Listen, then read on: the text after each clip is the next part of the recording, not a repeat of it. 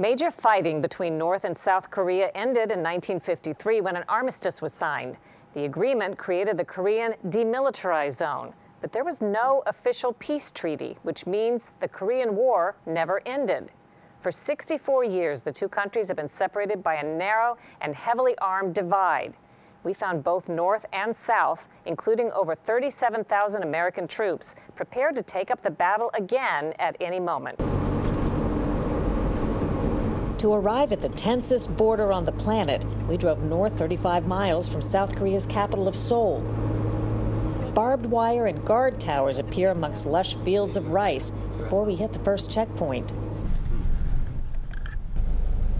Security is serious because the two countries don't recognize each other as sovereign nations. They're still officially at war. They provide briefings to the visitors. Once on site at the Demilitarized Zone, or DMZ, we can look over the mountainous green landscape into North Korea. And you can see out there. The demilitarized zone is not demilitarized. It's probably one of the most militarized spots on Earth, with a number of divisions and hundreds of thousands of soldiers and hundreds of artillery pieces of both the ROK Army, Republic of Korea Army, and the North Korean Army facing each other. Harold Ruff is a military historian assigned here with the combined U.S.-South Korea forces. What is this music we hear? This is really propaganda. Both sides use multiple platforms to get their word to the other side. The Korean flag sticking up, that is the last village before you get straight into North Korea. Captain Jeffrey Lee is among the 37,000 U.S. troops stationed in South Korea, more than half here on the front lines. Are you told to be poised for something to happen literally any second? It's not that we're told, it's just that's our mission every day. So it's just a picture of kind of what we do on a daily basis. And if you look at that concrete slab, that's the border. Yes. On the far side, you have some North Korean soldiers. So we've got Korean soldiers and U.S. soldiers standing side by side, really kind of facing straight into the gut of the enemy. Today, just like then, anyone trying to cross the border in either direction would likely be shot. The dramatic conference for which the world has watched. The Korean conflict and the role the U.S. plays goes back to World War II. Roosevelt, Stalin, and Churchill. The Soviet Union and the U.S. drove out Japan and split the peninsula into the communist North and the non-communist South. In 1950, the North Koreans attacked the South. China backed North Korea, and the U.S. aided the South. Over 3 years, 900,000 soldiers were killed, including 33,000 U.S. troops. We have stopped the shooting. An agreement signed in 1953 didn't end the war, but halted the fighting and established this 2.5-mile-wide demilitarized zone, or DMZ, on the border. The U.S. has kept troops here ever since. While North Korea has deteriorated under decades of communist rule,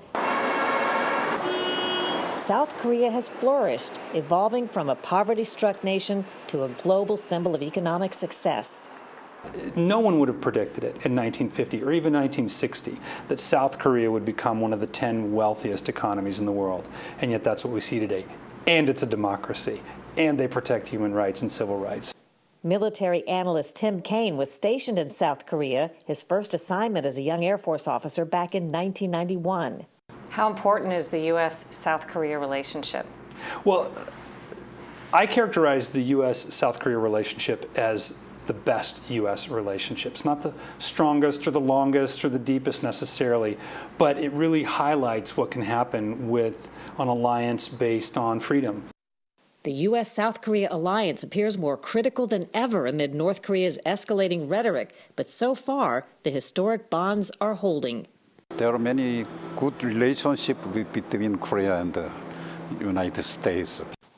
Former South Korean Army Lieutenant Tae Min-soo suffered through the ravages of the war and its aftermath. That's him in the middle talking with a U.S. officer. Today, like many older Koreans, he still feels deep gratitude toward America. Can you tell me a little bit about the U.S. relationship with Korea in the 1950s and 1960s?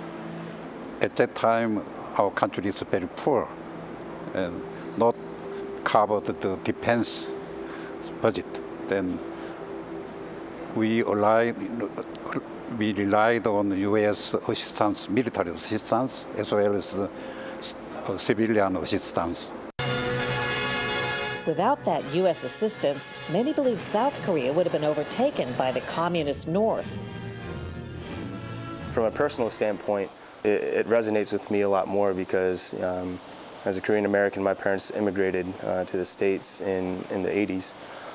If the U.S. hadn't intervened in the Korean conflict in 1950, I wouldn't be standing here wearing this uniform today, standing in a U.S. Army uniform on the border of North and South Korea, defending really freedom on freedom's frontier to defend against any aggressions against the free world.